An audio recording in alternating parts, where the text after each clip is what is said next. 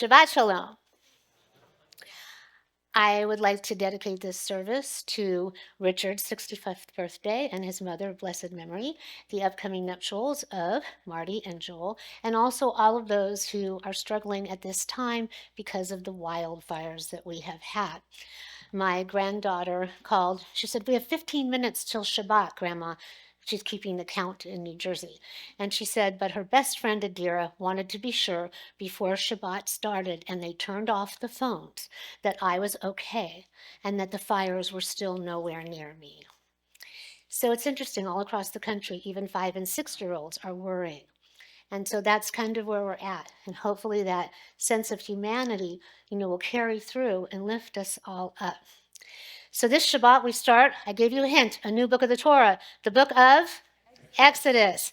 Now, it is not surprising that we begin this book that is completely devoted to journeying at a time when all around us people are in a sense being exiled from their homes and everything they have ever known while in those homes. Some grew up in those homes. Some ran businesses in those homes. Some ran businesses all around the neighborhoods and everything is gone.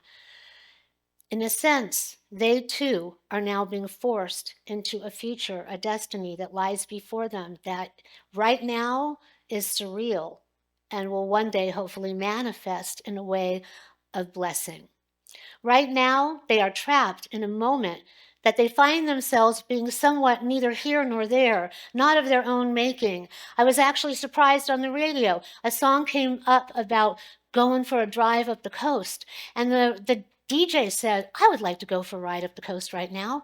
And I was like, what planet are you on? There's nothing there. We can't even get in. I lived on that coast. It's ashes and soot. That was just not okay. But it just goes to show how we're moving on, but they're not. And that's something to remember. It's surreal, it's not of their own making, and it's unmistakably pushing them forward toward something new, something different, hopefully something better. It is human nature to ask, why? Why me? A person standing next to a home that has been completely burnt to the ground can say, why my house? While the one that's standing right next door or across the street or around the block is there, completely untouched. And yet that person may one day be standing there saying, why me? All of my friends have lost their homes. Why is mine still standing? Why was I spared? There are things that happen in life that we can never really know why. We can only work through it to the best of our ability to try to keep the faith and hope that we will get to the other side with some sense as to why. For me, it's 32, I hate to say it, years later after the Malibu fires of 93. And it is only now that I have suddenly realized and put it together that were it not for the fire that pushed me toward a different destiny, I would not be standing before you here today. That fire was a catalyst which turned my entire life upside down, inside out, into a whole different direction. It is so natural and easy to ask, why me? When anything bad happens, we can't help ourselves, but we need to be careful or we will fall into the abyss of depression and despair. And if we dwell there too long, tragedy and disaster will follow us. The important thing is to hang on and try to acknowledge and accept that God is there alongside us. There's some spiritual energy that will get us through until the day when that answer, why me, may become more clear. We think that we're in charge, but we are so not. The best that we can do is to adapt, transform, evolve, and move on. Even if maybe we don't even believe in God, it is important to believe that there is a flow to the universe that guides us, that surrounds us, that gets us through if we remain positive and can ride the wave. right in our own backyard. Look at all the people who have lost their homes on Portuguese Bend. It's just like that Palos Verdes South Road is ever changing. It shifts, it moves, it bubbles, it's repaired again and again. And then pretty soon it shifts, it moves, it bubbles. It's somewhat fixed, and then it bubbles again, over and over and over again. I was driving alongside it looking, this is kind of what life is like. We must shift, we must move. We bubble up with sorrow, grief, questions, anger, tears, and then we repair, and then we move on, while the beautiful ocean is just running alongside us as evidence always of something divine, hopefully guiding us towards something better. We have to look to the beauty when we're feeling the darkness. It's hard to look for reasons why when we are at odds with what is going on around us. It's only in hindsight or retrospect that we can see and hopefully begin to understand. I encourage everyone here and online today to look back through your lives at moments that were painful, devastating turning points that forever changed you. How many have had any of those? Try to see the promise and the light in those moments from this perspective, looking back, and then say thank you, because they help make you who you are. The Kabbalists say, bring it on, bring it on, bring on more, more, more. Well, we're not going to be that extreme. But let's just look back and say thank you. Were it not for this and this and this, I see it. Thank you, because I am who I am today. We don't know why things happen. We don't have a choice sometimes. We just have to accept and go forward and hopefully keep the faith. Faith in something greater, or keep faith with our own selves. Who we are meant to always be, and not let it get us. In a sense, that is what our Parsha is about. This Shabbat is the beginning of the story of Moses and the Jewish people as we all are here today, and the journey that was placed and thrust upon them by destiny. Moses didn't ask to be our leader.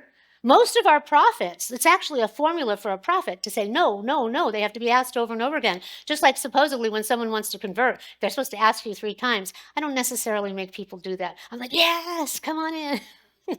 Jeremy's loving. But it's true, because you're supposed to really, really want it. And so Moses was like, no, why me? Why am I being chosen? He had a stutter. He didn't think anyone would listen to him. The prophets that are acknowledged as such, they start from a place of humility with no clue why this path is supposed to be theirs. It's only after they've gone through it and they look back that the answer is revealed. The Israelites have multiplied and they have grown throughout the years into a nation of people that were such a potential threat to Pharaoh in Egypt, even just by their sheer numbers, that they had to be somehow controlled. So the firstborn Jewish son was commanded to be slain. This is a horrible thing. Moses is born. His family doesn't want this to happen. They place him in a basket. They send him down the river. You know the story. The princess finds him, grows up in the palace as an Egyptian. But then as he begins to mature, he sees how the slaves are treated.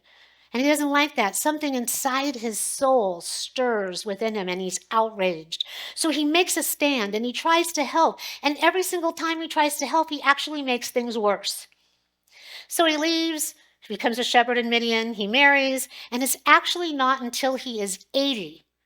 So if anybody ever asks, is my life over? Have I done it? Are the best moments behind me? No.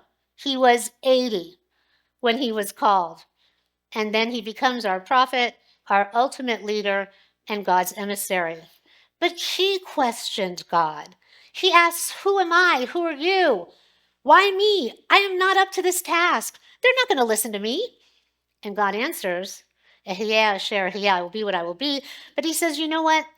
I'm going to be with you through every single moment, every single step. And ultimately, through you, they will be listening to me. So we go through life at times feeling pushed forward and back, victims of circumstance and the ebb and the flow of life. It is only after we have come through the chaos, rode out the storm, that we can see that the harsh, crushing waves have subsided, and we were actually able to reach through to safety and coast towards something new on the other side.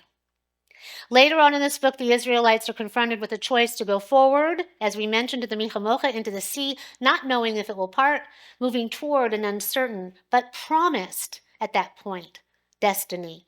At that point, they had a choice. The people affected by the fires, they didn't have a choice. This is a situation that was thrust upon them.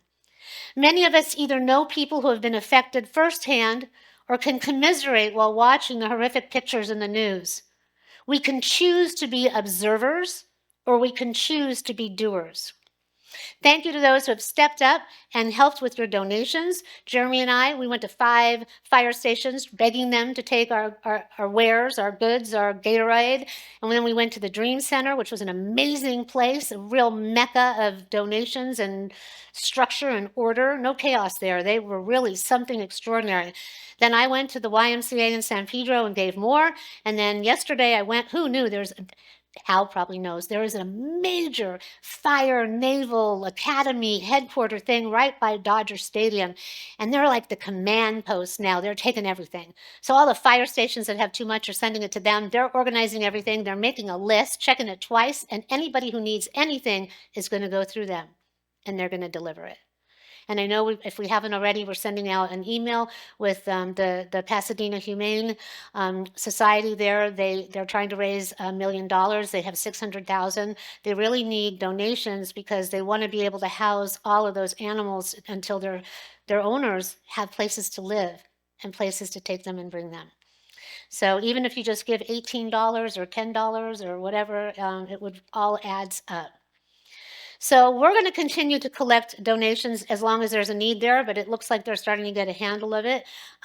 If you have really good clothing, you can take it to the National Council of Jewish Women on PICO, or let us know. Maybe we'll do another PAT. Maybe we'll do another clothing drive. Our blessed memory, Phyllis Cohen, she loved that place. I would always give her clothes. But some of these people are going to need to go back to work, and then they're going to need work clothes.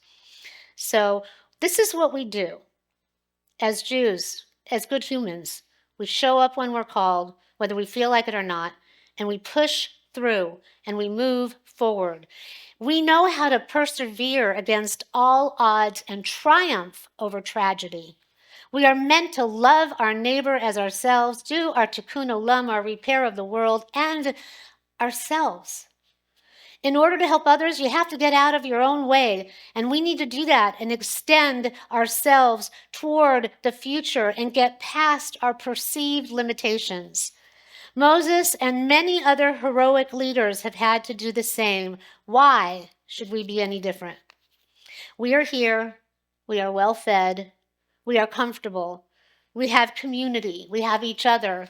While at the same time, there are those who are suffering unbearable loss and unbelievable heartache. Eventually, time will pass and the tide will turn. Some will rebuild, some will move on. But the common denominator that will help get them through is the kindness and the humanity that is there to help as they question, why me? Hopefully, our donations, our efforts, our prayers, and our understanding, even here in Torrance, and those of you online, will help lift them up from people that we may never know them, they may never know us, but what we have is a shared humanity. Hopefully God or the divine spirit of the whole universe is walking with them and guiding them and supporting them through. And hopefully, 32 years from now, they will be able to look back and understand. Ken Yehi Ratzon, may it be God's will. Shabbat Shalom.